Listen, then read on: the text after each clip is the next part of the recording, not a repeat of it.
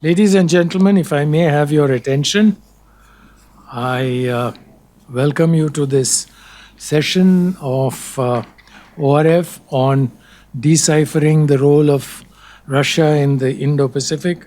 As I was telling my good friend Rajiv Sinha, I have discovered that it requires deciphering, which means it must be deeply coded.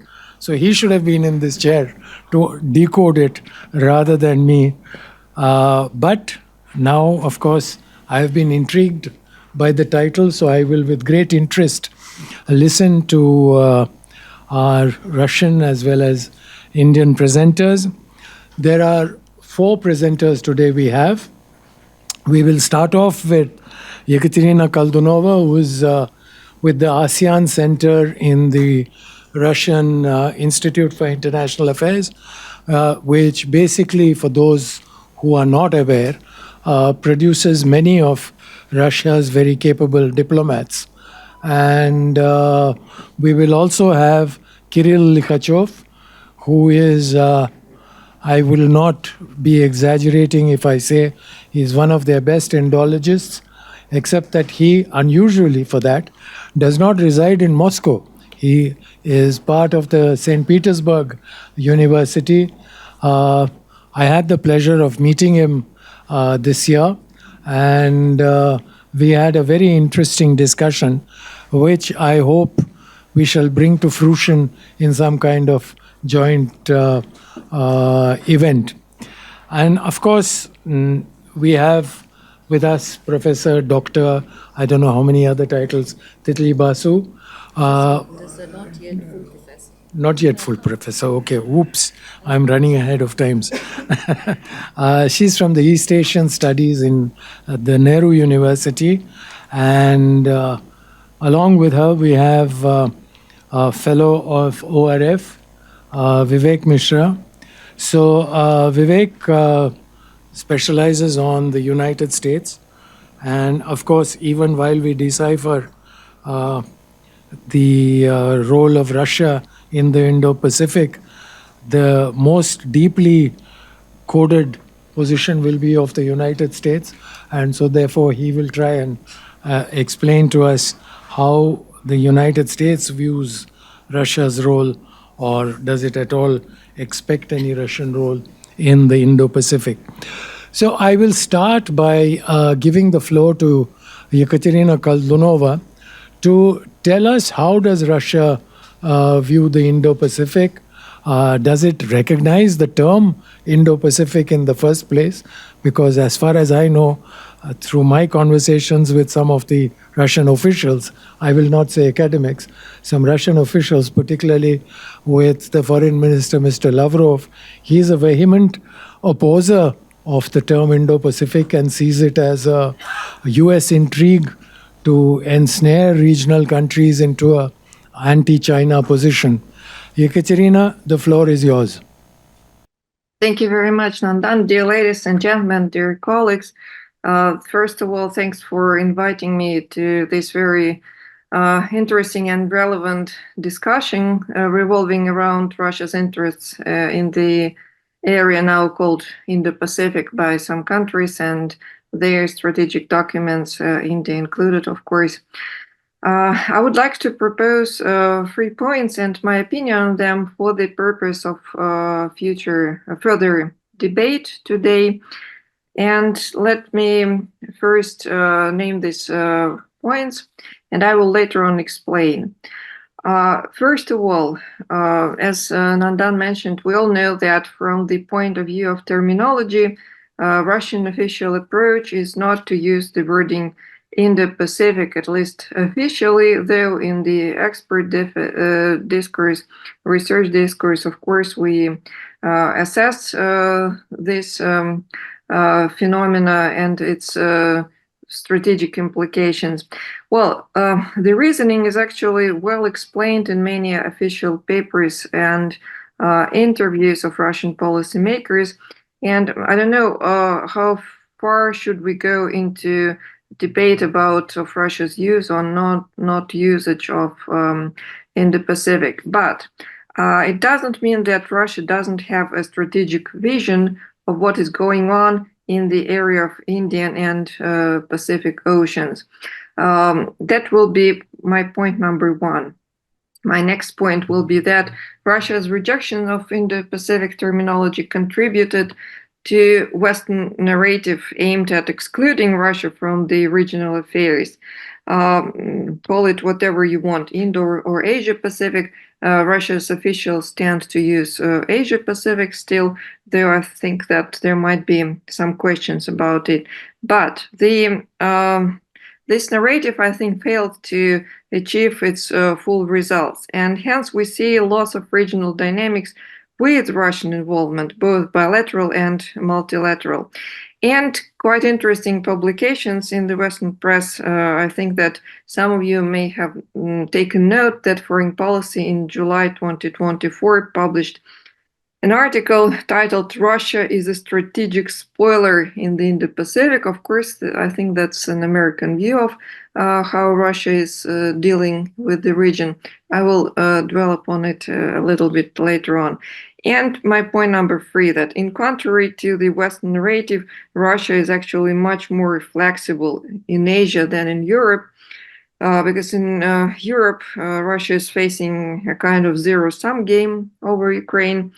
And in Asia, the situation is different. It has room for cooperation, for maneuver, for multiple actions in Asia, not just in regards China or Myanmar or North Korea, favorite focal points of the Western media. So a bit more in detail about each point. Number one, that Russia actually, without using Indo-Pacific term, has its own strategic vision of what is going on there. But the scope is broader. It's Asia, Eurasia, Eurasian continent. And I would say that why there are some kind of divergences between Russia and some Asian partners, because Russia views the situation in the region primarily from the point of the strategic stability issue. The strategic stability issue was the core of the bipolar confrontation and the core of agreements made with the U.S. over the pace of the Cold War, and the fallout of this dismantling of the system of strategic stability actually resonates very strongly for Russia, both in all fronts, Europe, Asia, whatever. And of course, the key threat, as Russia sees, it's coming from the United States actions. This is what is described in Russian foreign policy concept of 2023. This is an open document, and I think that you can read it even in English. Looking at the regional security from the point of view of strategic stability is not characteristic of Southeast Asian states, because they tend to avoid looking at this aspect.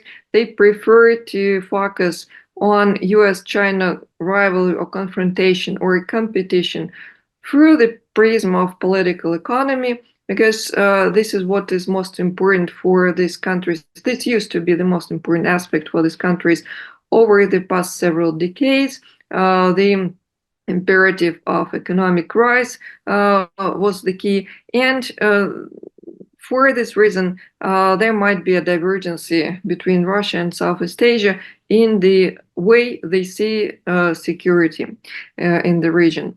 What are Russian aims as developed as discussed in Russian foreign policy concept of 2023? Number one is to develop comprehensive strategic partnership with China. This is obvious, but I would pay your attention that equally on the same level with China goes the aim to develop privileged strategic partnership with India. So two giants, two Asian giants go as number one or two, but I would say that they go as equal priorities in Russia's aim to have a set of Eurasian partnerships. And of course, for you, it might be unusual because India is also a maritime country, but Russia views India in this paper, in this part of the Russian foreign policy concept, from the prism of Eurasian continent. ASEAN goes as number one partner in the Asia-Pacific section of the Russian foreign policy concept, and overall goal is to build a transparent or try to build a transparent non-block-based security architecture. And final point here in this overall point number one is that of course, what is going on in terms of minilaterals in Asia is viewed by Russia as a renewal of the bloc system, bloc mentality. Number two, Western narrative to exclude Russia from the regional affairs. Its elements, which you can trace in multiple papers, publications, mass media outlets everywhere. That Russia is not important in the region. It has no real influence in the regional affairs, but I would like to cite here the mentioned foreign policy article of July 2024, because I think it sounds a bit ridiculous. So please, the direct citation, quote, other than being a major arms and oil supplier, Moscow has little of concrete substance to offer Indo-Pacific nations, unquote. So think a bit about that. Major arms and oil supplier, not important, this article says. Take arms and oil, and you will see what will be happening to many countries of the world, not only to Asia. And Russia is cooperating with authoritarian regimes, only with them. China, Myanmar, North Korea, these are focal points which frequently reappear in the Western narrative. But in reality, I would say that Asian countries are not willing to exclude Russia from the regional processes, because since 2022, it became obvious that doing so, I mean excluding Russia, brings much stronger risks than the West expected. Western negative experience of isolating Russia has been carefully studied in Asia. This is my personal intuitive assumption, but I think that all Asian policymakers, they are very carefully tracing what is going on in Russia-West relations and make their own conclusions on that. Russia and Russia-led multilateral processes. I think that Asia sees potential benefits in them, and this is why many countries, including some Southeast Asian nations, Thailand, Malaysia, they're bidding to join BRICS Plus, not because for this moment BRICS Plus is something super active or productive thing, but that's an element of hedging, and they don't want to miss this opportunity if it evolves in something meaningful. And what I mean by something meaningful, I mean alternative solutions to what the US and Europe has produced so far. I mean, global financial structure, payments system, other elements of global institutional building, which is focused on the Western dominance. Well, as for the North Korea, I would say that I don't know how closely you watch our relations with North Korea, but up to the very recent moment, Russia was among the most careful observers of the UN sanctions regime, even going against our traditionally good relations with this country. And only while being pushed to the very far corner, Russia resumed the quite intense relations with North Korea. So I would not point a finger at Russia at this moment. I would rather ask our Western, what our Ministry Lavrov used to call them partners before, to think what has brought this revival of relations. And my final point is Russia's flexibility in Asia. I would just add a couple of elements here. I think that Russia is doing quite well so far, both on the multilateral track, I mean ASEAN-led institutions, despite the constraints. It is doing quite well within BRICS and BRICS Plus, and we can probably add SCO here, but BRICS Plus I would rather point here as a priority now. And on bilateral front, I would just recap that I consider China and India as first tier partners, first layer partners, because of their potential, BRICS membership, strategic partnership frameworks which Russia has with them. Next probably goes ASEAN, with three key countries emerging within ASEAN bloc: Indonesia, Vietnam, and Myanmar, all valuable partners for different reasons. And third tier partners, not because of their importance or not importance, but because of the dynamics and the possibilities for us to cooperate given the current constraints. So I would probably stop here, and we'll leave some room for other speakers and questions if they arise. Thank you. Thank you, Ekaterina. I think that is, given the paucity of time, I think that's an excellent enunciation of how Russia views the region, even if it does not recognize Indo-Pacific as a sort of concept or as a term, but its approach to the Asia-Pacific as a whole.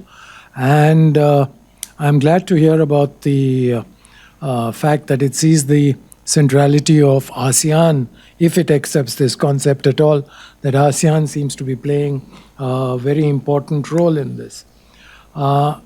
An undercurrent of what you spoke about is also, I can see that there is an element of competition, if I can call that, or rivalry with the United States and what the United States perceives the Indo-Pacific to be.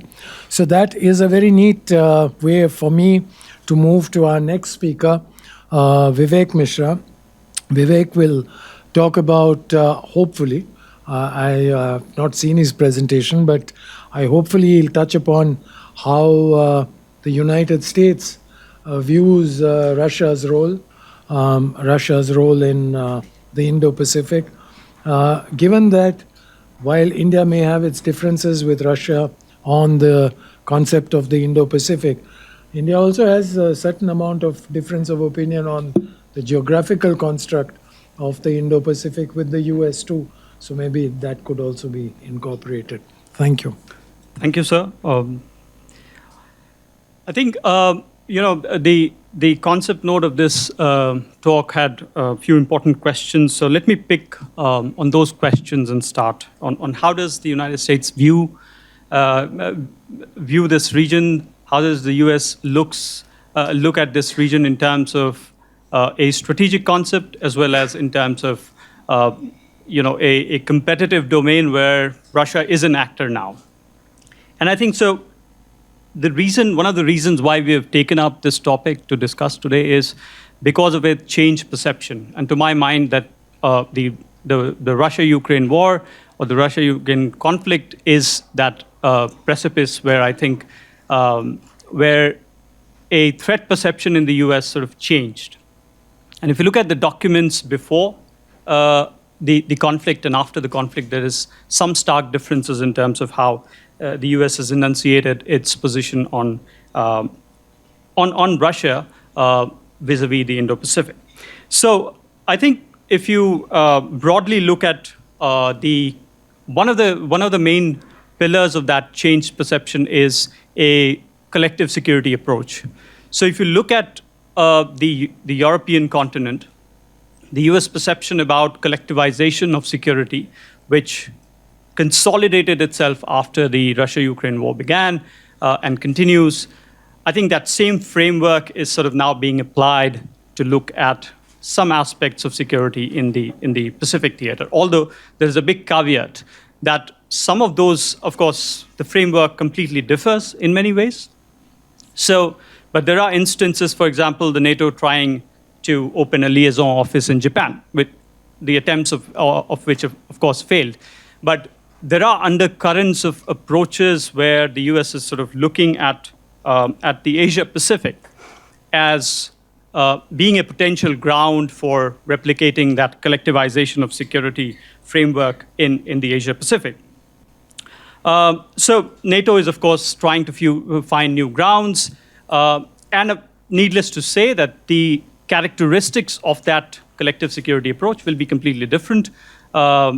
Is different at this point because of simply given the geography and given the strategic constraints that the United States has in the Pacific. In the past 4 years, the Biden administration's attempts to sort of find a resurgence in the Pacific strategy has been sort of undone by the attempts that were by some of the policy attempts and policy enunciations of the Trump administration. So you have a weakening of the Asia-Pacific hub and alliance spoke, the hub and the spoke system. And on the top of that, you have a Biden administration building up to reinforce those connecting dots, which connects the United States' main allies in the region, Australia, South Korea, Japan, Australia, to some extent New Zealand, Thailand, and so on. But there are actors where, and I'll come to that later, where Russia could find spaces, and Vietnam being one of them. If you go to Cold War history, you have the Cam Ranh Bay operational.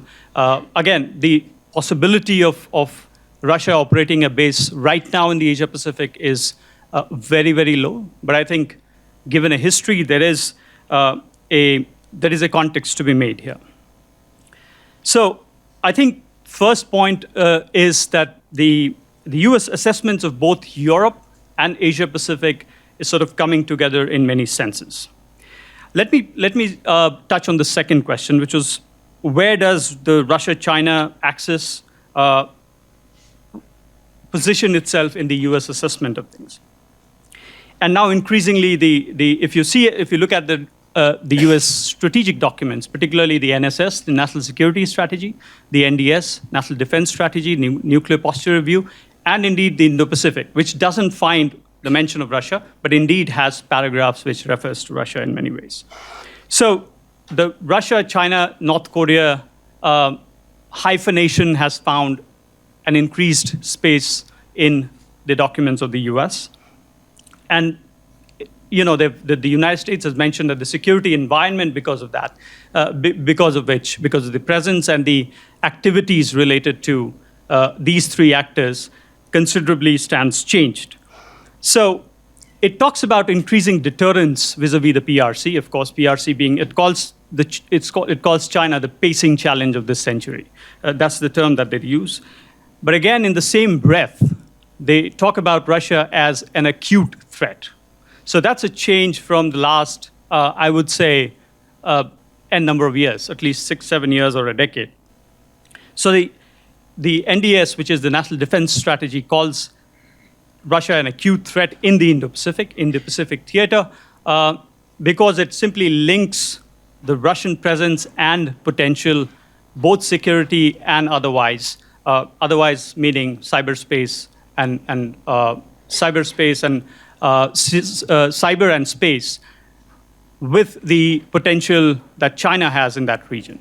So that hyphenation is, I think, very important. So the U.S. understands the Russia-China axis and the threats perceived thereof as a mix of threats to their homeland as well as to the allies and partners in the Asia-Pacific. And they deliberately make a point by not saying just the NATO allies, which makes Japan, South Korea, and others non-NATO allies as important in the U.S. assessment of threats.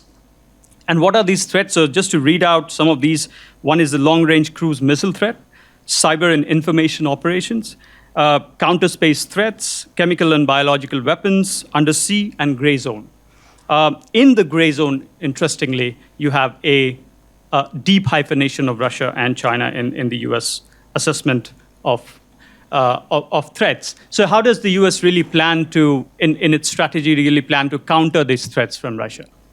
Right, and increasingly decrease the potential of Russia in the Indo-Pacific in the near future.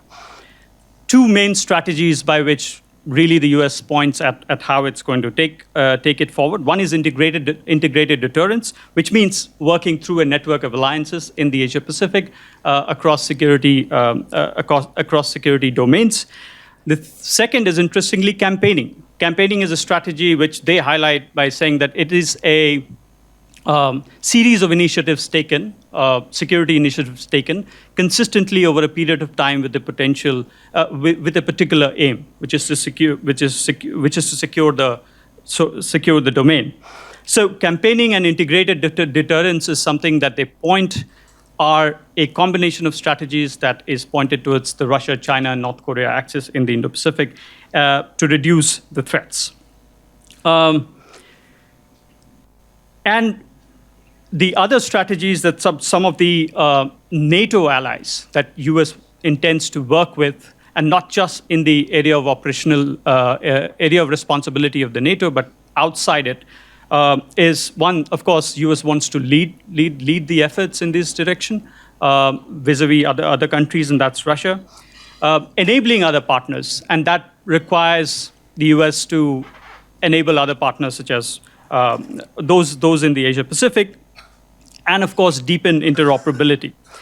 Now, of course, in the US, within the US there is a counter school of thought about what's happening and unfolding in Ukraine, which is the Mearsheimer school of thought, which actually argues that had it not been for the instigation, we wouldn't be in a situation of a war right now. And I think that's, had it not been the instigation on the part of the U.S. to provoke, on the part of the U.S. to provoke Russia. And I think there's strong votaries of that within the, although a small but strong votaries of that school of thought within the U.S. So that has, of course, challenged this security of collectivization of security and bringing the Asia Pacific and linking it with the Euro-Atlantic vision of security. Let me now briefly touch on regional security and what does it mean for the Indo-Pacific vis-a-vis Russia and the US in terms of how they look at this region. So the rise of the Indo-Pacific in particular, of course, has the consolidation of security around Quad has led to some regional recalibrations and readjustments by Russia, particularly since 2014 when the Crimea incident happened. And you've seen that Russia has tried to pivot away from the Euro-Atlantic and try to find grounds in the Asia-Pacific. To what extent has it been successful? I'll leave it for the other panelists to delve on. But I think that shift is certainly visible. So Russia has its own pivot to Asia, so to say, since 2014. And what are the persuasions for Russia? One is, of course, the economic development of the Far East, of its own region. The second is reviving the old Soviet links to this region, where earlier I spoke of Vietnam, that's a possibility, and forging new connects. And therein comes other partners like India, China, you're talking about the Vladivostok route, or you're talking about new trans-Himalayan connection with China and so forth. So regionally, if you talk about institutions, and with this I'll end, if you look at the institutional roadblocks for Russia in the Indo-Pacific, here are some of the points. One is the East Asia Summit. I mean, it is being led by the US. There are efforts within the organization to limit what role Russia can have. The ASEAN Regional Forum, the ASEAN's outlook for the Indo-Pacific. Then is the Pacific Islands Forum, which is now, if you look at the US state behavior vis-a-vis the Pacific Islands Forum, this considerably changed. There is a deeper engagement in that region and perhaps a preemptive attempt to prevent Russia from gaining grounds in this region because China, as you know, is already active in the Pacific Islands. There is a 2050 strategy for the Blue Pacific continent, and I think that connects, that tries to connect the democracies of the Indo-Pacific and works within the Quad framework. Not within, but just contiguous to the Quad framework in this region. And then there is a regional coordination vis-a-vis the UN CLOS, where China is, and India has signed on the Quad framework, where China has been cornered in terms of not accepting the 2016 Permanent Court of Arbitration decision against Beijing. So the Quad presents some of the challenges for Russia to carve a security or strategic niche in the Indo-Pacific. For example, Russia's ability to forge new partnerships in this region with countries like India and Japan are considerably now limited because of a framework that exists in the form of Quad. If imagine a world without the Quad, the road for Russia would have been a lot easier. Russia's role as an independent actor is limited, I think, in this region because of a consolidation of framework or consolidation of security framework around the Quad. Also, Russia remains outside a tech-oriented security framework in this region. I think because the lead has been taken by Quad on many of these initiatives, and particularly you will see that there is an upending of security by economy. So economy has taken a lead and security follows. That in that competitive mix, I think Russia remains limited in how it can use technology in the Indo-Pacific to really compete with the United States and other countries. So this could induce, in fact, Russia to take certain steps in its own right to form a tech-led network in Asia. And China would be a partner, but I think there are complications in how much in the aspect of security can it really partner with China, because it has its own complications given the history of the aircraft re-engineering and so on and so forth. Russia remains skeptic of how much it can go on that road. So for Russia, it will be a set of challenges in cooperating with China. There are other frameworks which I can come to during the Q&A, but let me stop here. Thank you. Thank you, Vivek. I think that was a fairly comprehensive explanation of how the US views the Indo-Pacific and specifically the Russian role in it. It also encapsulated the challenges that Russia will face if Russia is looking for an active role within the Indo-Pacific region. And most of these challenges, I suspect, Russia is aware of.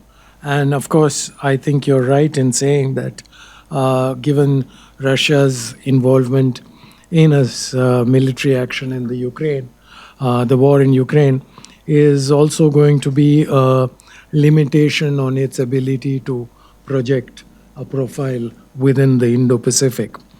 Having said that, let me turn to Kirill and try and understand from him, how does Russia view India's role in the Indo-Pacific?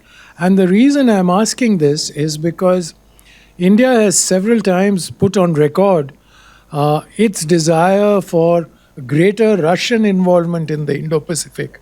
Now, how this squares with the position that Vivek has outlined is, it kind of is the opposite in a sense of what Vivek has so far outlined. So how does Russia view all this? And what may appear to be contradictions in India's position? Okay, first of all, let me thank you for inviting for this event, and I would like to express my personal gratitude to Dr. Nandan for his kind words.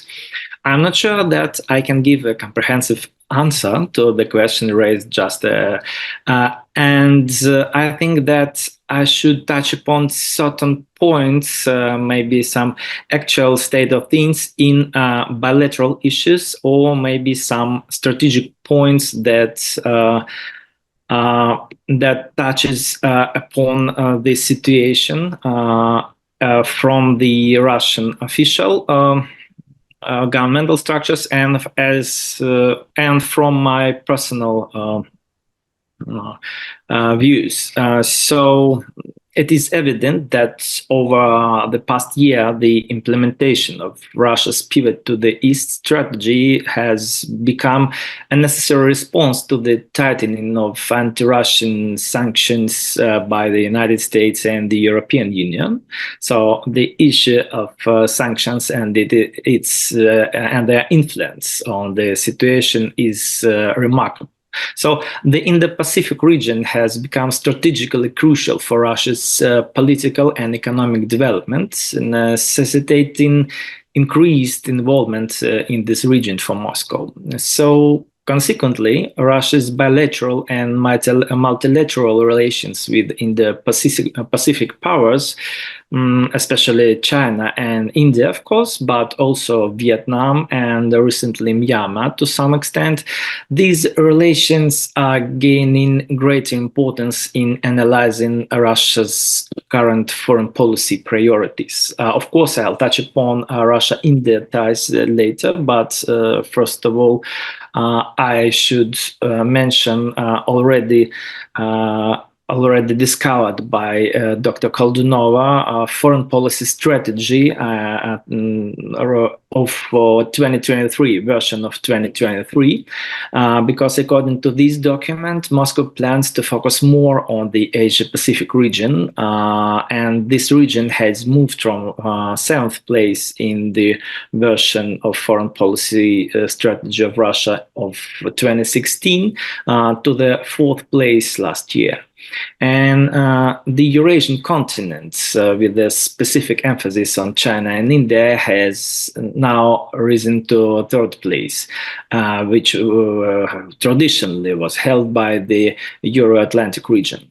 And this shift underscores China and India as most important and friendly states that have largely resisted the anti-Russian stance of the United States. So a key point here is the reluctance to use the term Indo-Pacific in this document. As Dr. Nandan already told to the audience, yes, Moscow perceives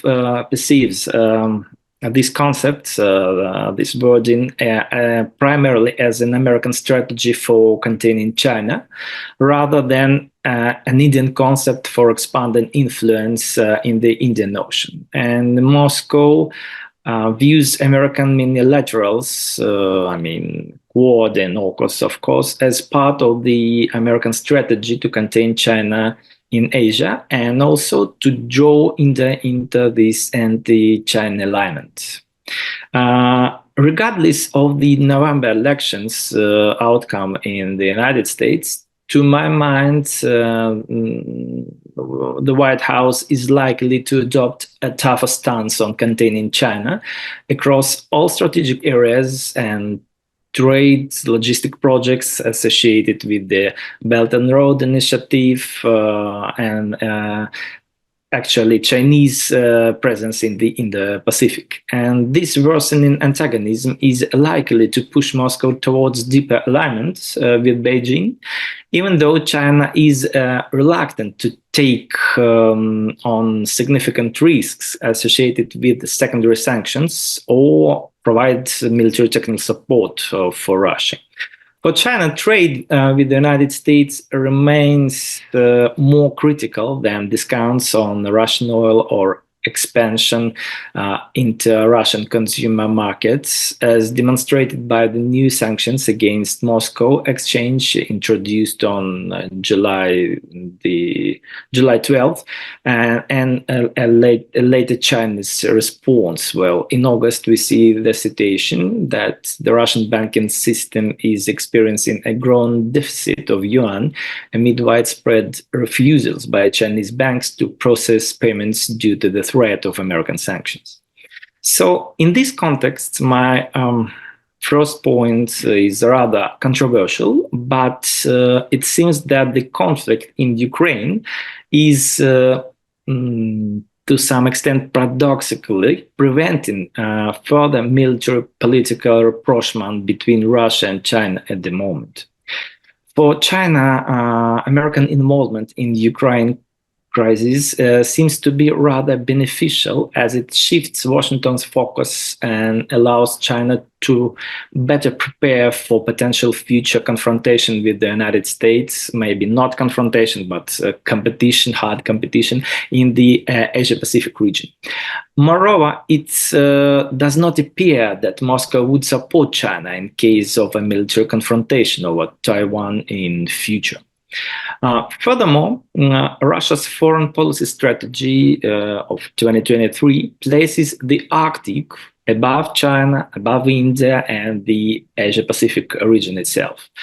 However, Russia's exclusion from the Arctic Council and rather limited production capacities for the Northern Sea Route project highlight the need for active participation by China and India in this project. So my second point is that Russia aims to connect the Northern Sea Route and another project, Greater Eurasian Space, with logistical routes to East, Southeast, and South Asia. And that's why the importance of cooperation with India, with Southeast Asian nations and China are obvious. So the Northern Sea Route offers an alternative to major maritime routes in Indo-Pacific, potentially, for example, alleviating China's risks of oil tankers blockages in the Straits of Southeast Asian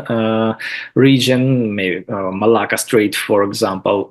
However, China's approach to the Northern Sea Route differs significantly, as China views this route as a part of the Polar Silk Road. This is a version of a Chinese project over this road, and the connectivity of the Polar Silk Road with the Belt and Road Initiative. So China still does not support Russia's sovereignty claims over the Northern Sea route territories. So strengthening cooperation with India from Russia and linking the Northern Sea route with, for example, Chennai, Vladivostok, Eastern Maritime Corridor seems to be one of the key objectives for Moscow. And regarding Moscow's policy towards India, it is important to note the influence of the Russia, China, India, United States quadrilateral on the Indo-Pacific region's development. So my third point is that it is quite straightforward. I mean that the Russian-Indian relationship, while being strategic and privileged, of course, it is highly pragmatic in nature and much influenced by each partner's relations with the United States and China. So we see as China aligns, as Russia, aligns more closely with China, India is likely to gravitate towards the United States and vice versa. And this dynamic restrains both Moscow and New Delhi in their interactions with Beijing and Washington, and simultaneously limits the potential for broader Russian-Indian cooperation, including even in such traditional fields as military technical cooperation. Despite some progress on joint projects like the International North-South Transport Corridor, Russia-India relations have been heavily dependent on hydrocarbon supplies from Russia for the past 2 years. But India's hesitation to face secondary sanctions in financial transactions with Russia is noteworthy, similar to Russia-Chinese relations here. This has resulted in approximately $40 billion in payments for discounted Russian oil purchased by India during 2022-2023 and remaining in Indian accounts last year. It remains unclear how this issue has been resolved at the moment. If these funds have not been sent to Russia, but instead stayed in Indian government securities or were invested in Indian infrastructure project, then it could be viewed as an unilateral concessions from Moscow to sustain strategic relations with New Delhi. But we see further supplies of Russian hydrocarbons to India, so it may be concluded that this obstacle is resolved somehow. Nevertheless, it seems that advance in bilateral non-resource trade between Russia and India and improving transactions mechanism in bilateral settlements is crucial for Moscow in its relation with India to counterbalance the situation and its relations with China. Regarding relations with other key countries in the Indo-Pacific region, as for the strategy of 2023, it doesn't cover many regional countries, of course, pro-Western countries like Japan, Korea, but what should be highlighted? Moscow's focus on military political cooperation with North Korea, which became obvious during 2023-2024.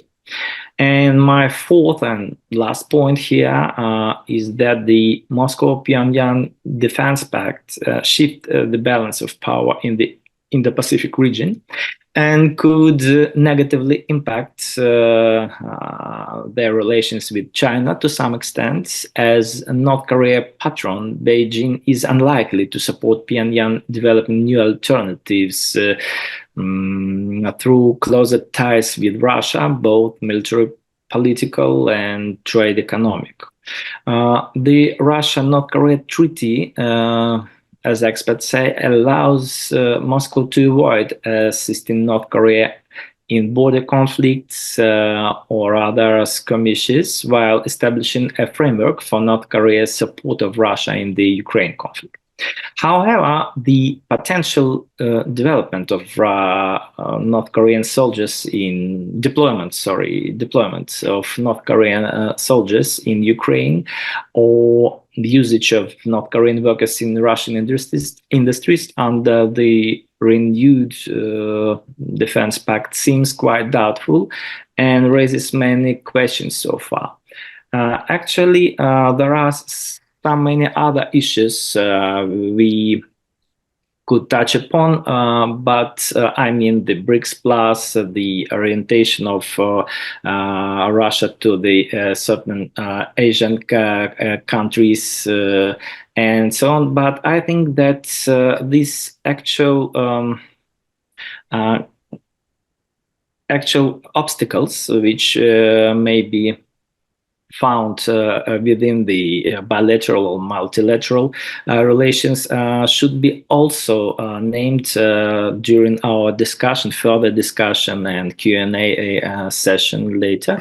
So thank you so much for your attention. Thank you, Kirill. Thank you for explaining how Russia views not just the Indo-Pacific, but its relationships with some of the key countries, including India. I particularly am struck by the point that you make, which probably, I don't know, it's probably your personal opinion, but that, to paraphrase you, that China will not sacrifice its relationship with the West for Russia.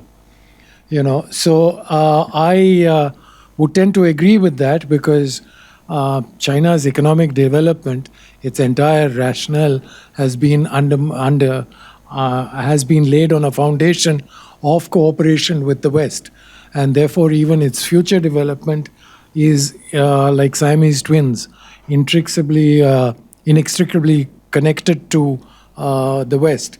So I would tend to agree that it imposes some limitations. I'm also struck by your formulation that the quadrilateral relationship between USA, China, Russia, and India, firstly, of course, results in gravitation towards each other of Russia, China, and India, US, but at the same time imposes limitations on how far this gravitation can go. So that's an interesting concept, and maybe I will try and pitch something else. Sorry, not for the conference. Maybe you should write for ORF a paper on that. And now, of course, not the least, but we will hear from Dr. Titli Basu on how ASEAN and other countries, do they view Russia? Are they interested in Russia at all? Thank you, Chair. And I sincerely, deeply apologize for wasting all of your time, so I'll keep my remarks very brief. The mandate given to me by the organizers was to basically share, the observations on how Russia and some of the recent developments are impacting its neighbor. Mostly Northeast Asia, not so much of Southeast Asia, but my core area of research is Japan.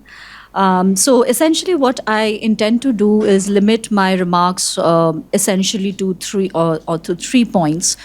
First is, we heard, if we collate all the points that were made, and we situate it in the region where it is happening, which is Northeast Asia. Some of the, if you map, all the new alignments that we heard about, Russia and North Korea, China and North Korea, China and Russia, all three together. So all the new combinations, as well as the old US-led regional order with its own treaty allies in the region, how that plays out and what impact these new developments have is something that we need to keep a very close eye on. The second issue that I want to, just put it on the table is looking at some of the strategic documents, the national security strategy of Japan, South Korea, or other countries of the region, the national defense strategy or the defense white papers that annually come out, how they assess, the situation or the strategic developments in the region. And third, I also think, which is important in any, discussion like this, is also the dilemma in the domestic politics. Sometimes, domestic politics determines not just U.S. elections, but even in U.S. allies, the stability and the continuity of the policy line, the defense strategies that they are coordinating within the alliance mechanisms. So those challenges are also out there. So coming to the first point, when we look at Northeast Asia itself, this is a region which hosts not only nuclear powers, but it also, if we look at CIPRI data, it hosts 3 to 4 of top 10 military spenders of the world, including Russia, China, Japan, and South Korea. Now, I think Ukraine has cropped in, so South Korea slipped to the 11th position, but that has consistently been the case till around 2022. Also, Russia and China are both, Permanent Security Council members. That also influences some of the decisions that we see how sanctions politics pan out. Beyond that, if you look at Northeast Asia, there is toxic history, very intensified nationalist politics, different styles of leadership, different political systems in different countries. The value systems are very different from, the US values that they propagate. Also, Andrew Orosz last year has made a very interesting argument about the phenomena in Northeast Asia about dual graying, where you not only have the challenge of aging population in countries like Japan, South Korea, I think, if I'm not mistaken, Russia also a little bit, and also the increasing gray zone operations that we see by the Chinese in South China Sea or the East China Sea.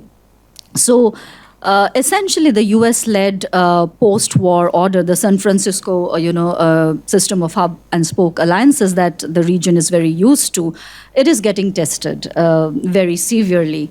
And obviously, the spirit of Camp David, it is in every conversation today.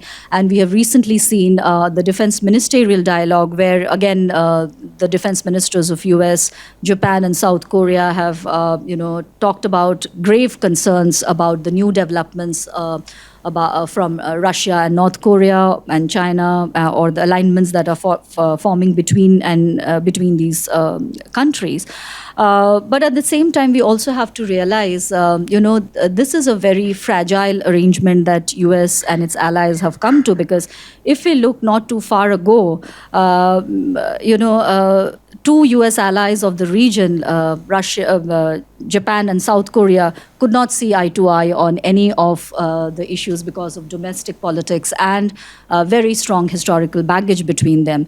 So that essentially affected how the US alliance operated in this region. Today, things have really changed, and we see, and that has happened only post Shinzo Abe's administration, post Moon Jae-in's administration in Seoul and Tokyo. But though the issues of history are on the back burner, but they are not resolved. They also this is again a region which has very contested sovereignty issues. I think most of the countries have with each other, right? Very overlapping, competing claims. Now we see that the U.S. alliance is picking up pace in terms of real-time intelligence sharing of missile launches and multi-domain exercises like Freedom Edge and so on and so forth. But we are not very sure how lasting this is, because obviously all of us are very keen observers of what is happening in Washington. But looking at domestic politics, Prime Minister Kishida is not on a very strong footing himself. I think there is a very high chance of his tenure getting to an end next month, when there is no election, but there is a LDP election in Japan, and it is almost like unsaid that whoever becomes the party president becomes the Prime Minister of Japan. So there may be a leadership change.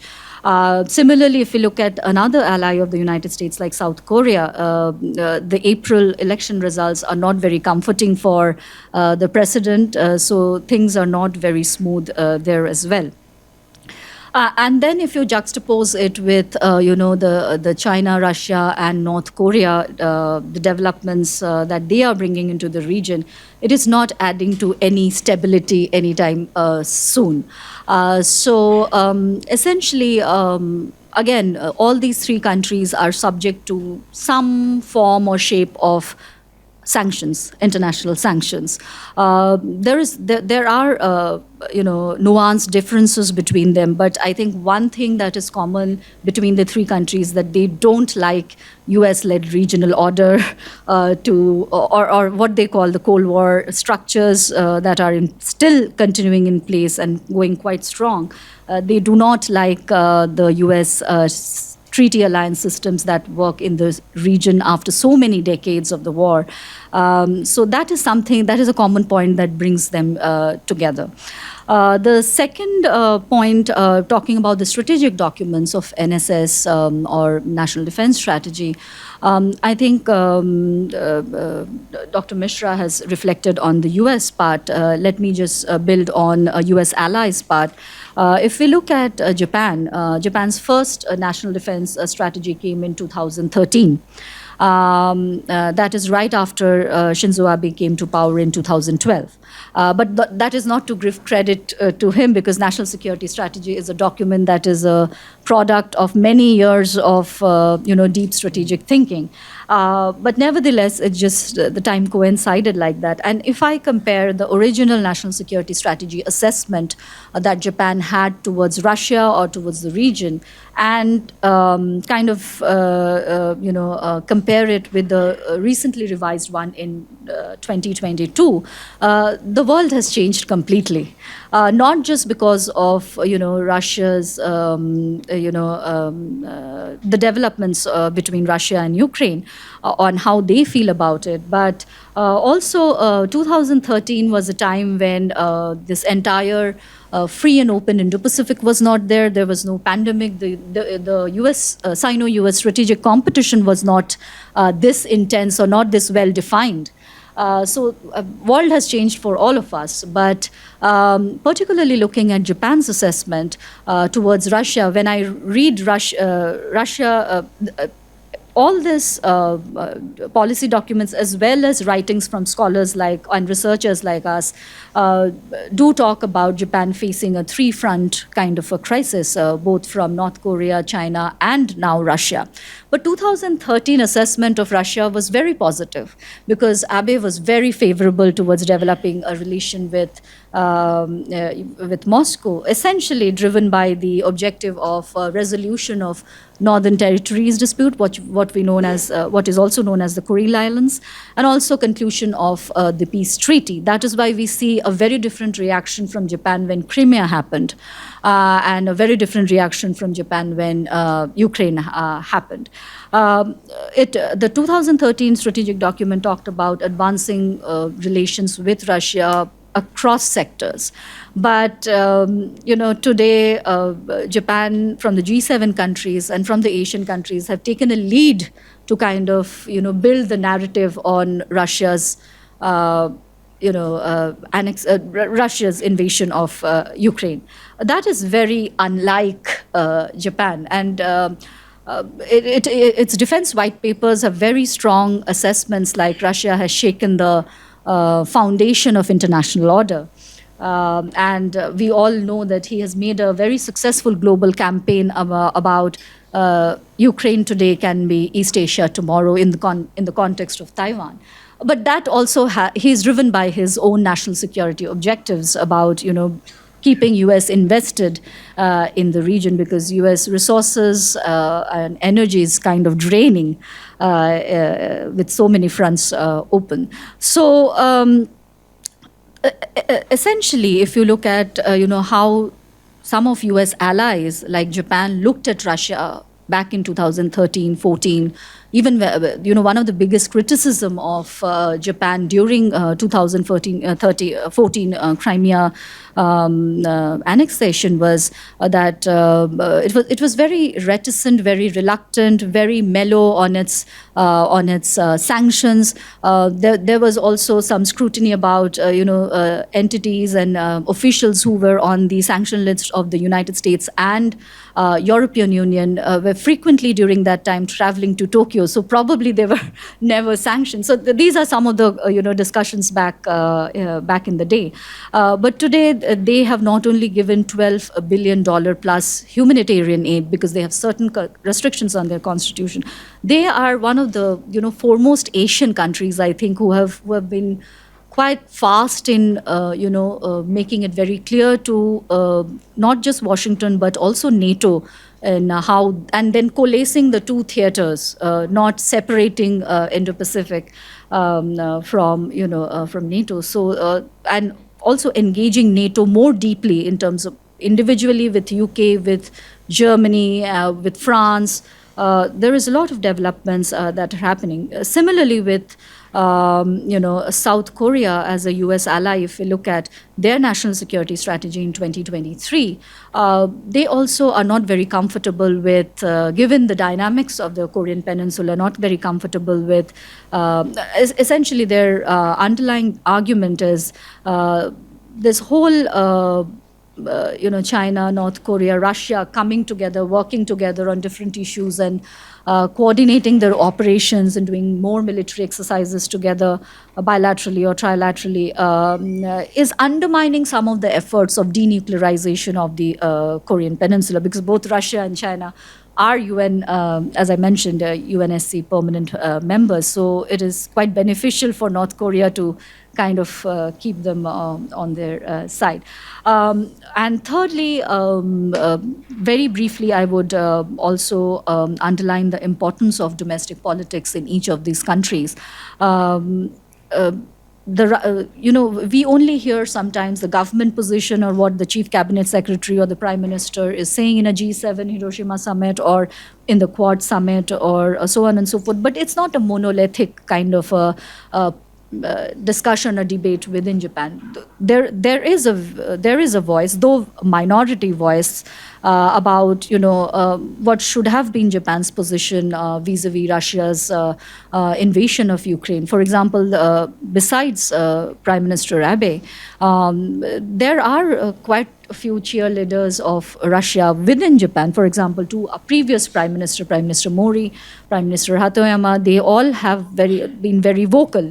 But obviously they are sun is setting on them. So probably party, it's not very effective within the party discussions. But I would just want to make the point that there are people, political personalities within Japan who have a very different view or a radical view. For example, Prime Minister Mori has mentioned that there is no way Russia is going to lose this war. Russia will win, so we should be on the right side. Some of the nuances in the domestic discussion should also be kept in mind. And I'll end by my final point about the coming change of leadership, not just in the United States, but probably also in some of the US allies, particularly Tokyo. Almost, I am certain that there is going to be a change of leadership, though not change of the party in power, but change of leadership. So how all these things pan out in Northeast Asian security is something that we need to keep in mind when we discuss Russia. Thank you, Dr. Basu. I think you've brought out the linkage between domestic politics and foreign policy, as you have shown that foreign policy essentially flows out of domestic politics. And as we've seen in the region in the past 72 hours, a lot can happen to foreign policy because of domestic developments. I also should let you on to a secret that this entire deciphering Russia in the Indo-Pacific actually started with a discussion on Russia and Northeast Asia. The thought leaders standing there started with it, but somehow it expanded into Indo-Pacific, and my gray hair was called to come and preside over this. The other thing is, just as a side comment, I think denuclearizing the Korean Peninsula is now a dream. It is not. It is now it is set in stone. There is going to be a nuclear North Korea, and nobody in the world can do anything about it. Anyhow, I will not take any more time, and we have I think about 15 minutes for question-answer sessions. So please do raise your hands. I would also request you to keep your comments short and questions short, and do introduce yourself before you ask the question. Good evening. I am Colonel Vidur Sharma. I am currently the research fellow with the ORF. I'll try to have brief comment and a question. My comment is that I feel in the heart of the hearts, the Russia is European. They want to be integrated with the Europe, but somehow the US is not coming out from that earlier British hangover of Russia that happens in the 18th and 19th century, and then the Cold War period between the US and USSR and now Russia. And the Russia has shown these inclination I think before the Crimean War, that they want to be integrated with the Europe, and lesser interest they want to show in the Asian part. Now, because of this US, I'll say somehow so much of obsession with Russia, the biggest beneficiary is the China. If you see in last 200 years, during the colonial period, China got the largest territory, that is the Tibet, Inner Mongolia and what all, because of this all again British Russian hangover. During Cold War period, they got the economic rise while the US and USSR were fighting. And now post Cold War period, again they are quite happy that the US is again being diverted towards earlier because of the Iraq war, Afghanistan war, then Ukraine, and now again in the West Asia. So somehow they are away from the Indo-Pacific, and the China is gaining what it is gaining, the two balance of their aim, which they want to achieve without fighting. One is that they want to the integration of Taiwan, some territory, in fact, in case of Russia also, the eastern part of some of the Russia they want to integrate, and they want to become the #1 superpower in the world. And this is all is happening, and sweetly the US and the Russia, or the Britain and Russia, they are still fighting, and we are discussing about it. So I personally feel whatever little bit of interest what the Russia has got in Indo-Pacific is purely because of what West is doing in Ukraine. Today, openly, there are only two allies. In fact, there is only one ally, that is the North Korea, that is openly supporting in whatever way. Russia, little bit you can say that China is also supporting, where still we are having a doubt what Professor Kirill was saying, that because of economic interest, China may not completely support Russia. So my specific questions to both the Russian speaker is that any one of you, do you feel that there is going to be a rapprochement between the US and Russia in future? That is one. And point number two, in case it's a wishful thinking, there is a Russian-US rapprochement, can we see that the Russia completely coming into the Western camp? Because finally it is the China which is the biggest adversary of even Russia also, because of the territorial issue as well as because of their ideological issues. Thank you. Thank you very much. On the onset, I would like to compliment all the panelists for their excellent presentation. I request for two clarifications. One from Mr. Kirill, while he mentioned that Ukraine war is to contain Russia's engagement with China, if he can deliberate more upon it. And another one to Dr. Mishra, while he was mentioning, he mentioned about the campaigning part of it, if he can elaborate a little more on it. Thank you very much. Good evening. My name is Pavan. My question is pointed to Mr. Kirill. There is, in fact, a narrative or perception that Russia is not an Asian military power, which is a common perception which people have. The pointed, in fact, instance is the, in fact, Vostok military exercise, which is a quadrennial exercise which takes place every 4 years. Why, in fact, the impact of that exercise is not seen in seeing Russia as a emerging or, in fact, a prominent Asian military power? Thank you. Round of 3 questions. Kirill, you seem to be very popular, so I'll give the floor to you first, and then we will pass on the question to Yekaterina. There was one for her, and then we will pass on to Vivek. Kirill, but very briefly, please, so that others can ask questions. Thank you for your questions. As for the first one, I think that it was addressed to the both of us from Russia. Or should I answer it? About Russia-American rapprochement in future. I think that it's not possible, even in the midterm, in the context of the situation. And as for the situation, if Russia can get back to the Western camp, well, it's of course a question, and some expert circles in different countries have different views on it. I may just remind you about position of some of Chinese experts, of foreign policy experts, who express a thought that actually part of Chinese elites does not believe that Russia truly wants to be reorientated to the east, because all of their intentions and interests have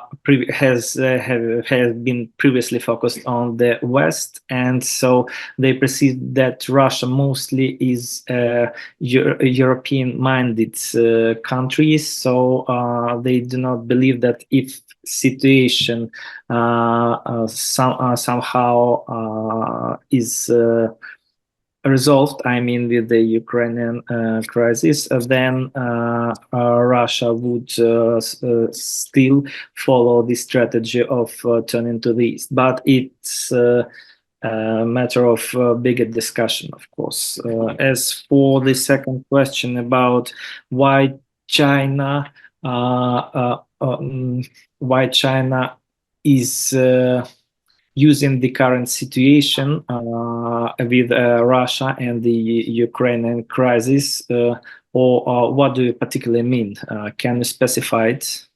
No, Dr. Kirill, in your presentation, you mentioned that Ukraine war is to contain Russia's engagement with China. You mentioned about that, so I requested for more clarification upon it. I see. Mm, Actually, I believe that the whole situation is not so simple that we can give just simple explanations of what is going on and what is the real purpose of different actors here.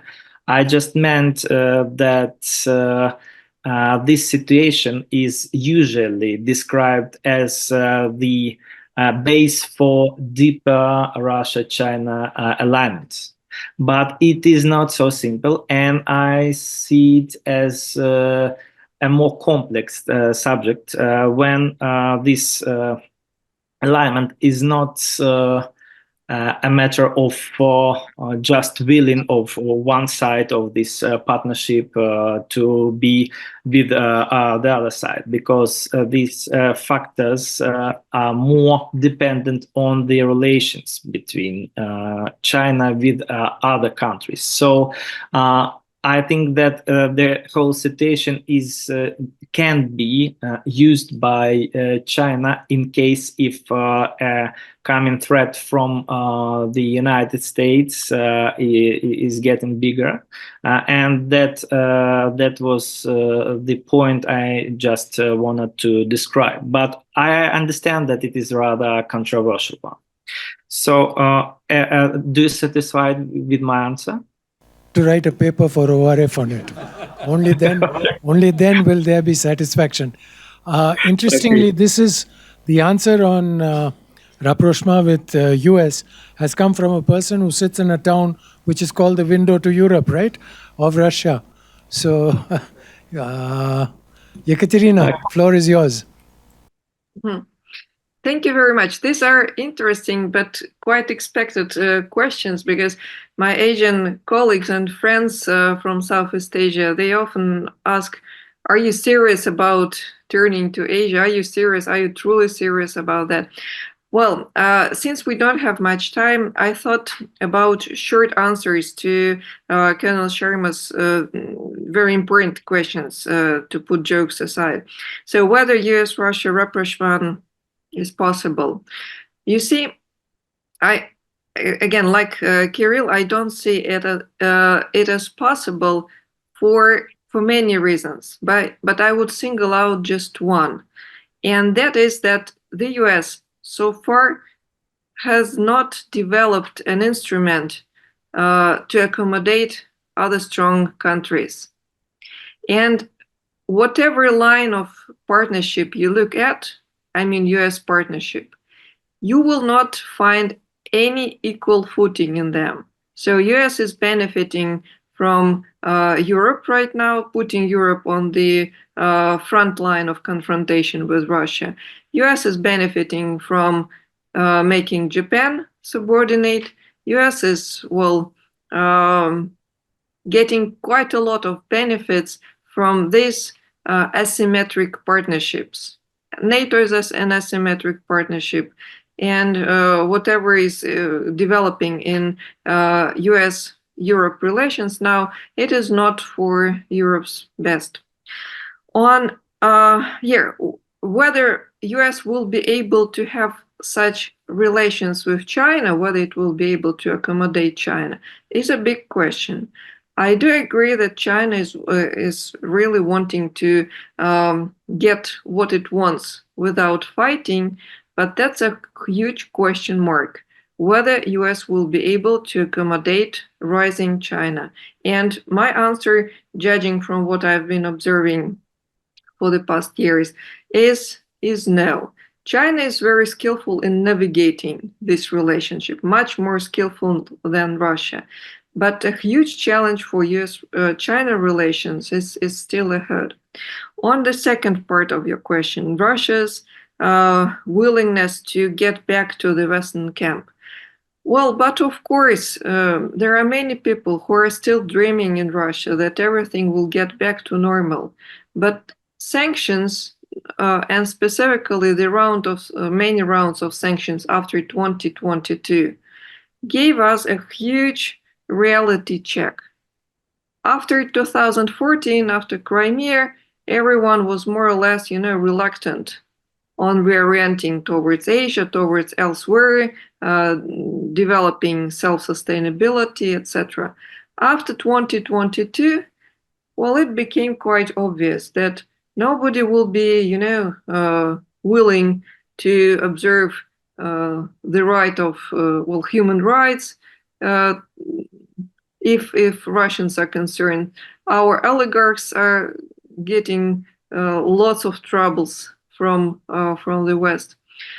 But if we look at the situation objectively, of course, naturally, it would be nice for Europe and Russia to cooperate. I'm not sure about US and Russia. For Europe and Russia, it would be very natural because Russia is the biggest Europeanized non-Western country. And well, that's a sad story that Europe turned away from Russia in this respect. But we have what we have. Sorry for being quite philosophical in replying to a question, but I hope that I answered at least partially to what you asked. So very much. And before I move to Vivek, I just want to add one thought in response to Colonel. I don't agree with your statement that China is a winner in this war. In fact, if there is only one winner, there is one. That's the United States of America. Everyone else is a loser. Europe, China, India, Africa, or Latin America, South America, we are all losers. There's only one winner. It has destroyed sovereignty of Europe. It's taken away the economy of Europe. China is in trouble, both economically and politically. India, of course, we know where we are. Luckily, we have a paddle. But the rest of the world is even worse. So I don't think there's any winner here except the United States. China has lost, sorry, we'll take this offline later, but China has lost BRI. China is losing economically because of the restrictions that the United States is posing on it directly, as well as now through Europe. If you notice, Netherlands can't cooperate. Netherlands has the chips printing machine. There are lots of other factors. So China clearly understands that it is losing. The reason China is not helping Russia in this war is precisely this, because it doesn't want to lose with the West. That is all. And it is losing at this point of time. It may not lose Taiwan. That's a different issue. But in terms of economic development, it is definitely a loser. Vivek, there was a question for you. I'll come in quickly. Campaigning is essentially, it's the United States' term to explain its strategy. It is, in layperson's terms, the nut and the bolts of integrated deterrence. So you will have a series of well-defined military, interconnected and logically linked military initiatives to achieve a particular goal. That's how they define campaigning, and essentially it's not inter-theater alone, but it's intra-theater. So the goals are linked. So essentially, if the Biden administration is trying to look at the Europe war in a particular dimension, it would want to use campaigning to make it more structural so that the next administration cannot derail the initiative, for instance. That's just one example, but I could come to cross-strait examples of Taiwan on how the US is, just like China, on the opposite end, it's planning a series of logically linked initiatives to deter China from taking Taiwan. Thank you. The last round of 3 questions. I'll start with Sripati. Thank you, sir. My name is Sripati. I just got only one question or a statement that Jack can decide.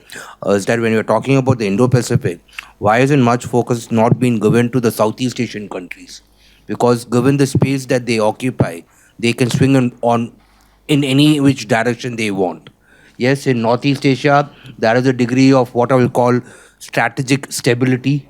North Korea, South Korea, you know which side the bread is buttered. Whereas in Southeast Asia, last month Putin went to North Korea and Vietnam. And this is after the post-Cold War Vietnam, which is very clear that it is not going to be part of this larger alliance network or geopolitical jostle for power. And they are more focused on that economy. Last year, Russia and Myanmar signed a MOU on nuclear cooperation. And I'm not sure how far it has moved ahead, But then again, why are the Russians entering this part of the world? Maybe the first time after the Cold War. The last time they entered the Bay of Bengal was in 71. And the Russians have also taken interest in a port on the Andaman Sea of Myanmar called Davi, which was initially the project by Thailand, which was left a decade ago. So again, there are other things happening in this part of the world. And according to today's news, the Americans are trying to develop, expand the runway on the Cocos Island of the southwestern coast of Indonesia, which with other players happening, how do you actually look at this game going beyond the old world dynamics of alliance politics of the Cold War? Thank you. Good evening. Mrityunjay Goswami, research intern CAPS and a PhD candidate at Zindal School of International Affairs. My first question to Dr. Mishra. Sir, recently we have witnessed Russia is coming into the littoral waters of Indian Ocean and going into the collaboration of civil nuclear agreements with Vietnam, Indonesia, and India, and Bangladesh also. Can we calculate this as a part of its larger interest in Indo-Pacific region as far as the civil nuclear energy is concerned? And another question to Dr. Basu is, as far as the new regime came in Hanoi under Tolam, where we are looking the trajectories of Indo-Russia-Vietnam relation in future. Thanks. You talked about Russia's investment in military capabilities in the Arctic, and even though Indo-Pacific is being proposed as the need of the hour, with the trade routes being opened possibly in the Arctic, it would change the power dynamic in the Eastern Hemisphere. So how do you think in this aspect India and Russia should further build their partnership and ties? We have three questions. What I'm going to do is I'm going to hand over the ASEAN question to Yekaterina, because that is directly her remit, as it were.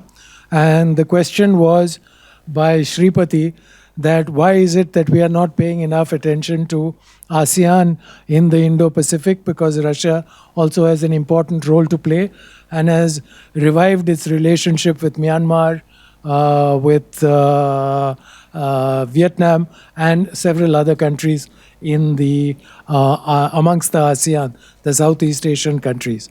So the first question goes to Yekaterina, the other one is to Vivek, and the third is to Kirill. So in that order, Yekaterina, floor yours. Thank you very much, Chair. But I haven't quite got who is not paying enough attention to ASEAN. We within the framework of our seminar, or who is not paying Indians enough are attention? useless, but explain to us what the Russians think about this part. Okay. Well, I think that Russia is paying well enough attention to ASEAN. And look, our Foreign Minister Lavrov is not virtually leaving the region, because he is traveling across Southeast Asia once and again. Lao PDR foreign ministers meeting of ASEAN and dialogue partnerships, then to Malaysia. By the way, Malaysia is, alongside with Indonesia, is getting much and more attention in our cooperation. But I would be rather not skeptical, but realistic about what ASEAN can and cannot do.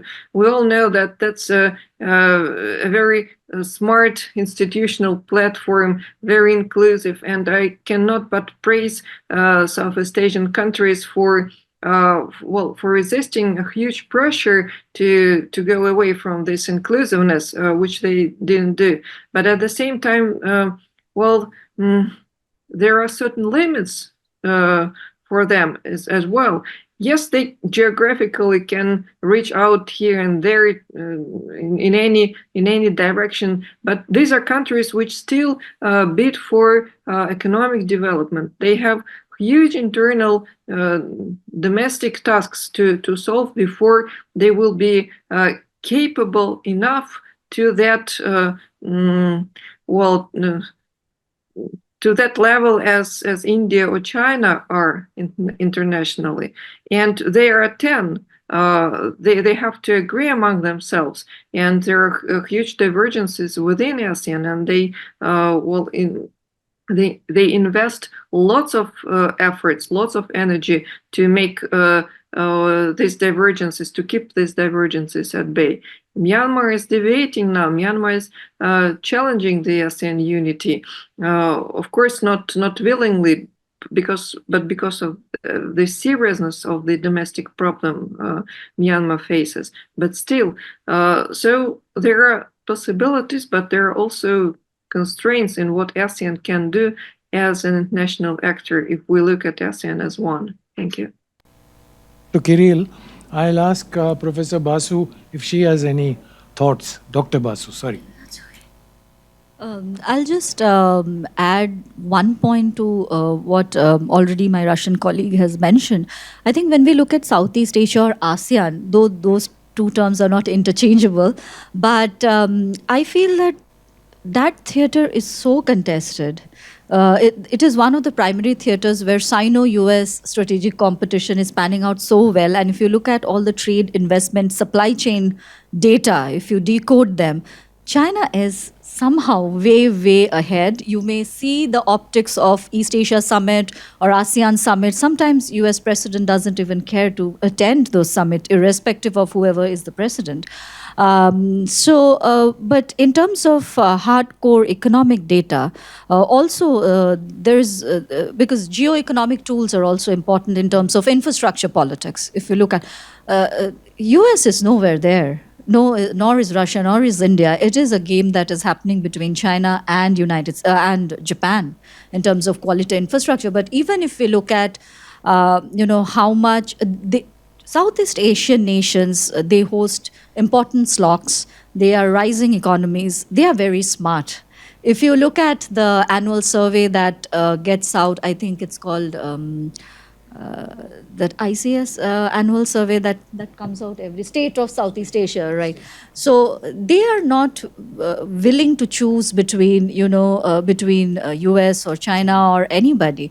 And I think it's the strategy of all smaller developing, growing economies who have ambition. If we see in our neighborhoods, I think we see the same thing. It's just that we don't have the resources that China pulls in.